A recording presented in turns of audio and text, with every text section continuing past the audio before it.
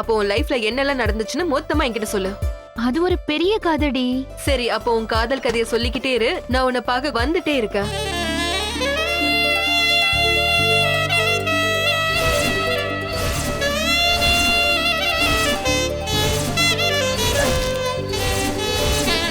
நான் யாருன்னு இப்போதானே யோசிக்க ஆரம்பிச்சிருக்கீங்க. அதுக்கான விடைய உங்களுக்குள்ள நீங்களே தேடுங்க. ஒரு நாள் உங்களுக்கு விடை கிடைக்கும்.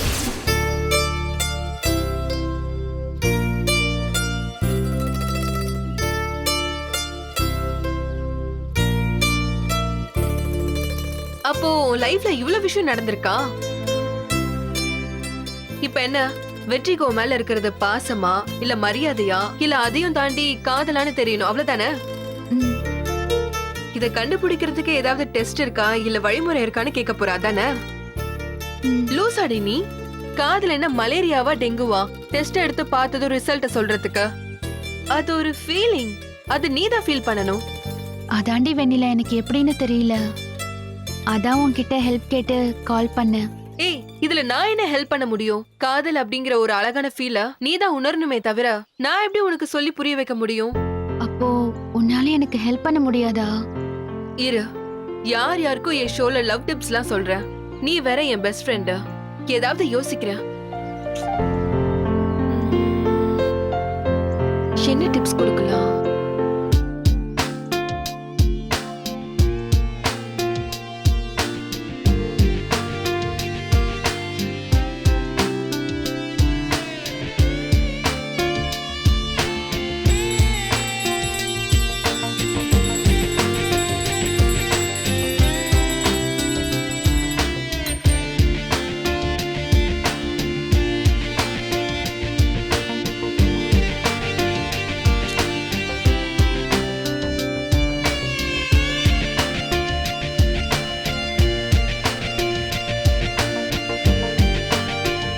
இது ரொம்ப பேசிக்கான விஷயம்தான்.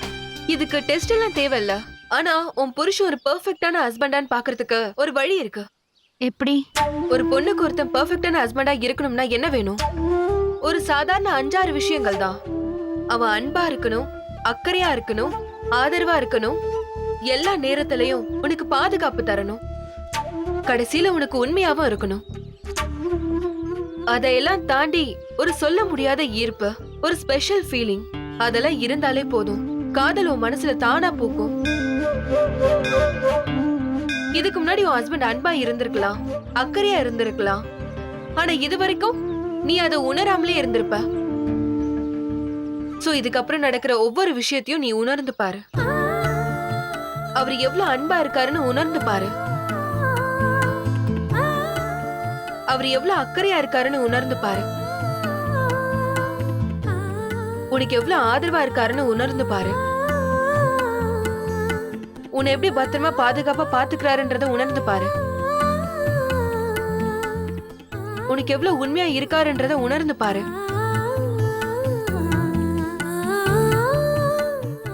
இது எல்லாத்தையும் உணர்ந்து பார்த்து ஃபீல் பண்ண. இந்த ஒவ்வொரு விஷயத்தையும் நீ ஃபீல் பண்ண பண்ண அவர் மேல உனக்கு சொல்ல தெரியாத ஒரு ஃபீலிங் தானா வரும். அதுதான் காதலுங்கிறது உனக்கே தெரியும். புரியுதா? அதாண்டி இந்த சினிமால வர மாதிரி ரோட் கிராஸ் பண்ணும்போது பல்ப் எரியுறது, மணி அடிக்கிறது, இந்த மாதிரி எல்லாம் பாத்துக்கிட்டு எதுவும் பண்ணிராத. Love is a feel. Just feel it. அவ்வளவுதான் நான் சொல்வேன்.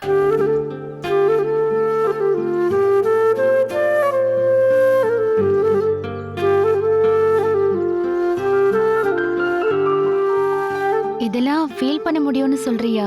நீ ஃபீல் பண்ணணும்னு நினைச்சனா கண்டிப்பா உன்னால ஃபீல் பண்ண முடியும். இத்தனை நாள் வரைக்கும் தடை போட்டு வச்சு உன்னை நீயே தடுத்துக்கிட்டது நீதான். இந்த தடையெல்லாம் உடைச்சிட்டு இது செய்யலாமா வேணாமான்னு ஓப்பன் மைண்டா தயங்காம திங்க் பண்ணி பாரு. You feel it.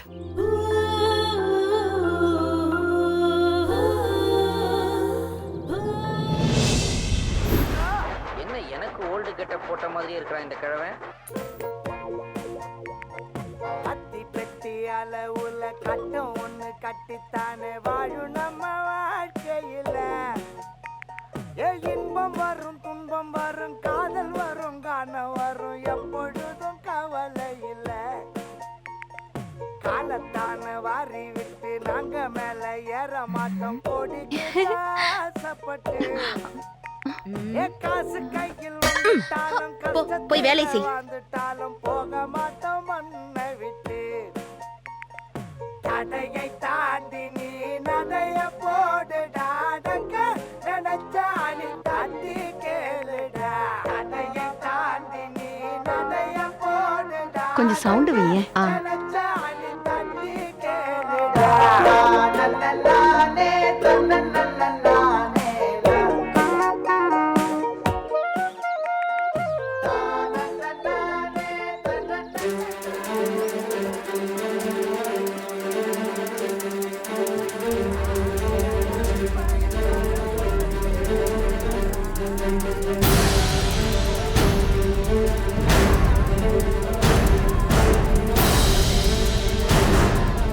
ஐயா நாட்ரஸ என்ன யோசிக்கிற வாயா உள்ள போவோம். சித்தி சித்தி ஐயாவும் சித்தப்பாவும் வராங்க. டிவி ஆஃப் பண்ணுங்க. ஐயோ ஆஃப் பண்ணு ஆஃப் பண்ணு.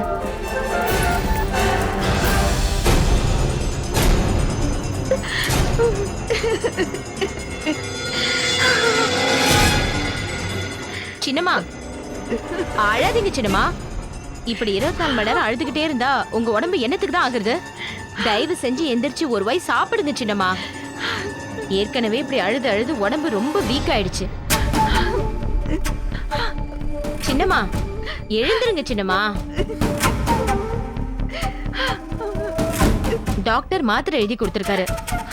சாப்பிட்டு மாத்திரை போட்டுக்கிட்டா தானே சின்னம்மா உங்க உடம்பு நல்லா இருக்கும். இல்லனா உங்க உடம்பு என்னத்துக்கு ஆகுறது? சித்தி எந்திரிங்க சித்தி. யாருக்காக இப்படி அழுவுறீங்க? யாருக்காக இல்லைனாலும் எங்களுக்காக எஞ்சி உட்காந்து சாப்பிடுங்க சித்தி. எனக்கு ஒண்ணும் வேணாம். நான் தான் யாருக்கும் தேவையில்லாத லைட்டன்ல. அப்புறம் நான் எதுக்காக உசுரோட இருக்கணும்? நான் இப்படியே பட்னியை கிடந்து சாகுறேன். என்ன சித்தி நாங்க சொல்றத கேட்காம குழந்தை மாதிரி அடம் பிடிக்கிறீங்க? சொன்னா கேளுங்க சித்தி.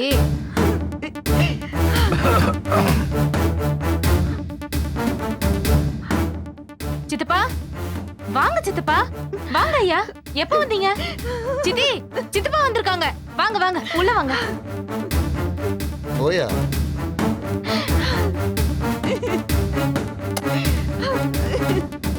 வாங்க வாங்க வாங்க ஐயா. வாங்கப்பா வாங்கய்யா. பவுனு சேர் எடுத்து போடு. அதெல்லாம் ஒண்ணும் வேண்டாம்.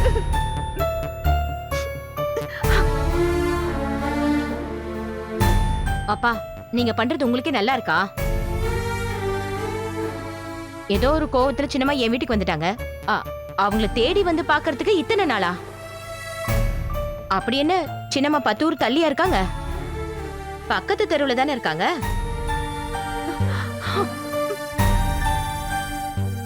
அப்போ எங்க சின்னம்மா வேணான்னு சொல்லி ஒதுக்கிட்டீங்கல்ல? வீட்டுக்கு ஆக்கி போடுறதுக்கு புதுசா 2 மருமகளுங்க வந்ததும் எங்க சின்னம்மாவ இப்படி கருவேப்பிலை மாதிரி ஓரமா ஒதுக்கிட்டீங்கல்ல? இது உங்களுக்கே நல்லா இருக்கா? இங்க வந்ததுல இருந்து சின்னம்மா எப்படி அழுதுட்டு இருக்காங்க தெரியுமா? நாங்க சமாதானப்படுத்த முடியாம தவிச்சுக்கிட்டு இருக்கோம். நீங்க இப்படி எல்லாம் பண்ணுவீங்க நாங்க கொஞ்சம் கூட எதிர்பார்க்கலப்பா. ஈஸ்வரி கொஞ்ச நேரம் அமைதியா இருக்கியா? இப்ப எதுக்கு தேவையில்லாதெல்லாம் பேசிக்கிட்டு இருக்க? இல்லப்பா நீங்க பண்ணதை தான் நான் சொல்றேன். இங்க பாரு சொல்றேன்ல, கொஞ்ச நேரம் அமைதியா இரு. சும்மா நடந்ததே பேசிக்கிட்டு இருந்தா காலகாலத்துக்கு பேசிக்கிட்டு இருக்க வேண்டியதுதான். அப்புறம் அடுத்து ஆக வேண்டியதை பார்க்க முடியாது. ஏ அன்பு, ஏன் இப்படி அழுதுகிட்டு இருக்க? இங்க பாரு ஏதோ நடந்தது நடந்து போச்சு. நீ வேற அன்னைக்கு அம்புட்டு கோபமா பேசின. கோபமா பேசியிருந்தா கூட பரவாயில்ல. அம்புட்டு பேருக்கு முன்னாடி தாலி அறுத்து மூஞ்சில விட்டறிஞ்சிட்டு போயிட்டு இருக்க. அப்படி தாலியை விட்டறிஞ்சிட்டு வந்துட்டா இத்தனை வருஷம் வாழ்ந்த வாழ்க்கைக்கு என்ன அர்த்தம் இருக்கு? அதனாலதான் நானும் கோபத்துல நீ எங்க இருக்க ஏது இருக்கன்னு நானும் கண்டுக்கல. இங்க பாரு, அதுக்காக உன்னை பத்தி விசாரிக்காமலாம் இல்ல. எங்கன்னு கேட்டேன். ஈஸ்வரி வீட்டுல இருக்கிறதா சொன்னாங்க. சரி 2-3 நாள் பிரிஞ்சிருக்கிறது உனக்கு நல்லது எனக்கு நல்லது. நடந்த விஷயத்தை 2 பேரும் மறக்கிறதுக்கு உதவியா இருக்குன்றதுனால தான் இத்தனை நாளா உன்னை பார்க்க வரல. ஆனா இப்ப நானே உன்னை பார்க்க தேடி வந்திருக்கேன். யாரு என்ன பண்ணாங்க, யாரு மேல தப்பு இருக்குன்னு பேசி எந்த பிரயோஜனமும் கிடையாது. நான் சொல்றதை கேளு. பேசாம கண்ணை தொடச்சிட்டு வீட்டுக்கு வர வழியை பாரு. ஈஸ்வரி, சின்னம்மாவை கிளப்பி விடு, நான் வீட்டுக்கு கூட்டிட்டு போறேன். நான் வரல.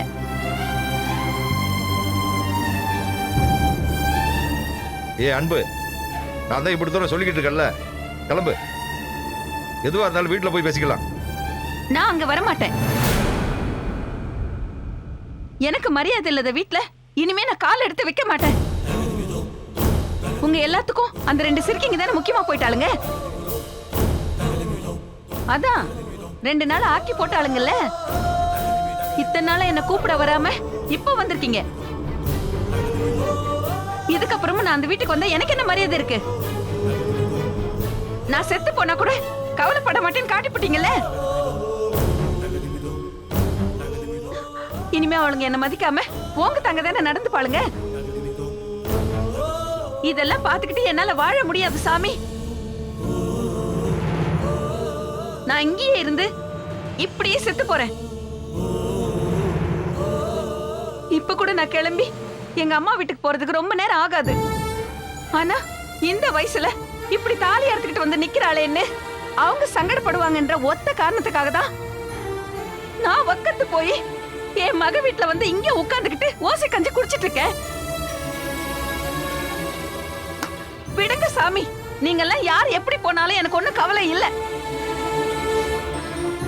4 வீட்டுல 10 பாத்திரம் தேய்ச்சாவது நான் என் வாழ்க்கையை ஓட்டிக்கிறேன். போங்க, நீங்க போங்க. அத்தா, அன்புக்கரசி, என்ன பேச்சு பேசிக்கு இருக்கவ? யார் வீட்டுக்கு மருமகளா வந்துட்டு 10 பாத்திரம் தேய்க்கிறேன்னு சொல்ற? இங்க பாருத்தா, நான் தினமும் நாட்டரசங்கிட்ட சொல்லிக்கிட்டு தான் இருந்தேன். ஆனா அவன் என் மனசு காயப்பட்டுருச்சு, அது ஆறுறதுக்கு கொஞ்சம் கால அவகாசம் ஆகும்னு சொன்னேன். எனக்கு அதுவும் சரின்னு தான் பட்டுச்சு. அதனாலதான் நாட்டரசனா மனசு மாறி கூப்பிட போலாம்னு சொல்ற வரைக்கும் நான் அமைதியா இருந்தேன். மத்தபடி உன்னை யாரும் மதிக்காம இல்லத்தா. நீ வேணா தங்கராசிட்ட கேட்டு பாரு. நொடிக்கு ஒரு தரம் அத்தை சாப்பிட்டாளா, என்ன பண்ணிக்கிட்டு இருக்கான்னு விசாரிச்சுக்கிட்டே தான் இருந்தோம். 1000 தான் இருந்தாலும் நீ எங்க வீட்டு மருமகத்தா. உன்னைய பத்தி யோசிக்காம விட்டுருவோமா? போத்தா, போய் மனச மாத்திக்கிட்டு எங்க கூட கிளம்பி வர வழிய பாருத்தா. வேணாம் மாமா, அதான் நான் வரலன்னு சொல்லிட்டேன்ல. அப்புறம் ஏன் என் மனசை மாத்த பாக்குறீங்க?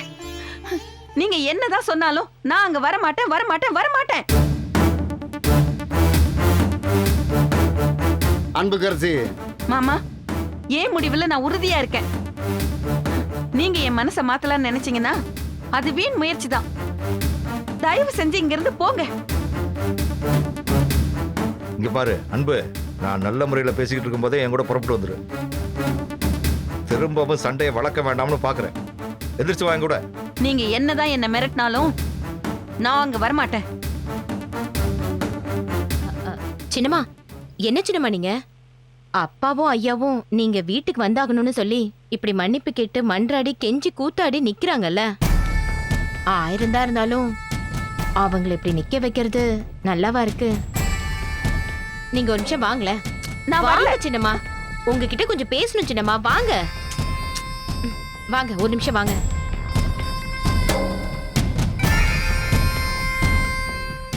மோர் சாப்பிட்றீங்களா சித்தப்பா? அதெல்லாம் ஒண்ணு வேண்டாமா? நீங்க 2 பேரும் பேசிட்டு இருங்க, நானும் போய் அவங்க 2 பேரும் என்ன பேசிட்டு இருக்காங்கன்னு போய் பாரு. பார்த்துட்டு வந்துடுறேன்.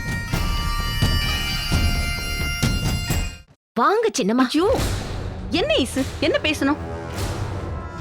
என்ன சின்னம்மா நீங்க? ஏதோ உங்க 2 பேத்தையும் நல்லா கெஞ்ச விட்டுட்டு கடைசியில வரேன்னு சொல்லி ஒத்துக்குவீங்கன்னு பார்த்தா இப்படி வரவே மாட்டேன் வரவே மாட்டேன்னு அடம் பிடிக்கிறீங்க.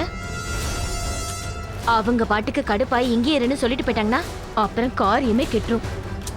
இல்ல ஈசு, நான் நல்லா யோசிச்சு பார்த்துட்டேன். எனக்கு அங்க போக இஷ்டம் இல்லை. நான் வேணான்னு சொல்லி தானே இத்தனை நாள் என்னை கூப்பிட வராம இருந்தாங்க.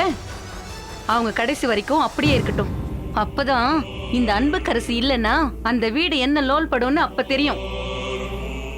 படட்டும், நல்லா படட்டும். இவங்கெல்லாம் பட்டாதான் திருந்துவாங்க. வீடுன்னா என்ன, அது எப்படி நிர்வாகம் பண்ணணும்னு அவங்களுக்கு அப்பதான் தெரியும். எல்லாரும் சேர்ந்து என்னவோ பண்ணி தொலைக்கட்டும். இந்த பாரு, நான் அங்க போறதா இல்ல. ஐயோ சித்தி, நீங்க ஏன் இப்படி எதுவுமே புரியாம பண்ணிட்டு இருக்கீங்க? நீங்க இப்படி இருக்கிறதுனாலதான் எல்லாரும் சேர்ந்து உங்க தலையில மிளகா அரைக்கிறாங்க. ஈசு, என்ன ஏதுன்னு விளக்கமா சொல்லு. சின்னம்மா, அவங்க கிட்ட கோச்சிக்கிட்டு நாம இங்க வீட்ல தனியாவே இருந்தா என்ன பிரயோஜனம் சொல்லுங்க? ஒன்னும் கிடையாது. நம்ம 3 பேரும் ஒருத்தருக்கு ஒருத்தர் மூஞ்சிய மாத்தி மாத்தி பாத்துக்கிட்டே இருக்க வேண்டியதுதான். இதுக்கா நாம இங்க வந்திருக்கோம்? நம்மளோட முதல் குறிக்கோள் என்ன, லட்சியம் என்ன, எல்லாத்தையும் மறந்துட்டீங்களா சின்னம்மா? அக்கா தங்கச்சி 2 பேரையும் அந்த வீட்ல இருந்து அடிச்சு துரத்துறதான் நம்ம குறிக்கோள் லட்சியமா இருக்கும்போது நாம அங்க இல்லாம இங்க இருந்து என்ன சின்னம்மா பிரயோஜனம்? ஆமா சித்தி, ஈசு சொல்றது சரிதான். நாம இங்க இருந்துட்டு ஒன்னும் பண்ண முடியாது. அவங்கள வீட்டை விட்டு துரத்தணும்னா நாம முதல்ல அந்த வீட்ல இருக்கணும். மறுபடியும் அந்த வீட்டோட ராஜ்யம் உங்க கைக்கு வரணும். அந்த வீட்டோட நிதி நிர்வாகம் எல்லாமே உங்க கைக்கு வரணும். அப்பதான் நீங்க நினைக்கிற மாதிரி எல்லாம் நடக்கும். அது மட்டும் இல்லாம அந்த புகழ்கிட்ட நம்ம பேச வேண்டியதும் அவன் மனச மாத்த வேண்டியதும் நிறைய இருக்கு சின்னம்மா. அங்க அம்புட்டு வேலையை வச்சுக்கிட்டு இங்க சும்மா உட்கார்ந்துட்டு இருந்தா நல்லாவா இருக்கும்? சொல்லுங்க. பாம்புக்கு பல்லுல விஷம் இருக்கிறதும் இல்லாததும் அடுத்த விஷயம். சின்னம்மா, முதல்ல பாம்பு படம் எடுக்கணும். அப்பதான் ஒரு பயம் இருக்கும். இப்ப என்ன பண்ணணும்ன்ற? இங்க பாருங்க சின்னம்மா, அந்த கிழவனும் சரி என் அப்பனும் சரி கெஞ்சுற வரைக்கும் கெஞ்சிட்டாங்க. இதுக்கு மேலையும் நீங்க வரமாட்டீங்கன்னு அடம் பிடிச்சிங்கன்னா சரிதா, அப்புறம் இஷ்டம். நீ இங்கேயே இருந்துரு. வேணும்னா செலவுக்கு மாசம் மாசம் காசு அனுப்புறேன்னு சொல்லிட்டு 2 பேரும் நிம்மதியா போச்சுன்னு அப்படியே கைய வீசிக்கிட்டு ஜாலியா கிளம்பிடுவாங்க. அதுக்கு நாம இடம் கொடுக்க கூடாது சின்னம்மா. நீங்க எதுவும் பேசாம அமைதியா என் கூட வாங்க. நீங்க வீட்டுக்கு வர சம்மதிச்சிட்டீங்கன்னு சொல்லி நான் அவங்க கிட்ட பேசுறேன். அங்க போனதுக்கு அப்புறம் மத்தது என்னன்னு நம்ம பாத்துக்கலாம். ஈசு, நிஜமாதான் சொல்றியா? நாம கண்டிப்பா அங்க போய் தான் ஆகணுமா? ஆமா சின்னம்மா, நாம அங்க போய் தான் ஆகணும். அதுக்கு இல்லடி, நாம அங்க போறது நமக்கு அவமானமா இல்லையா? இதுல அவமானப்படுறதுக்கு என்ன இருக்கு சித்தி? நம்மளா வெளியே போய் ஒன்னும் வரேன்னு சொல்லலையே. நாம கெத்தா தானே இருக்கோம். அவங்க 2 பேரும் தானே வந்து கெஞ்சிக்கிட்டு இருக்காங்க. அதனால எதையும் யோசிக்காம நீங்க முதல்ல வாங்க. மத்ததெல்லாம் நாங்க பாத்துக்கிறோம். ஆமா சின்னம்மா, அங்க போனா தானே நம்மளோட அடுத்த கட்ட ஆட்டத்தை ஆரம்பிக்க முடியும். வாங்க, நாம அதுக்கு தயாராகும்.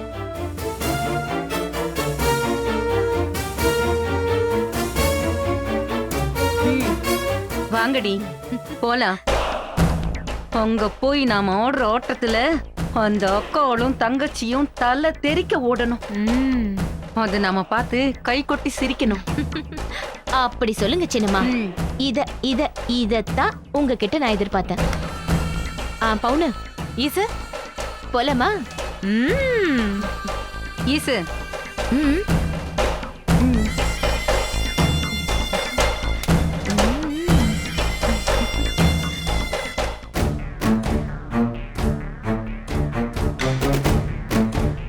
திரும்புங்க சின்னம்மா. அப்பா, சின்னம்மா கிட்ட நல்லது கெட்டதெல்லாம் எடுத்து சொல்லிருக்கேன். சின்னம்மா அங்க வரத்துக்கு சம்மதம் சொல்லிட்டாங்க. தாராளமா நீங்க அவங்கள கூட்டிட்டு போலாம். நடராசா, மருமக மறுபடியும் நம்ம வீட்டுக்கு வர்றதான் வர்றா. ஆனா இன்னைக்கு வேணாமியா.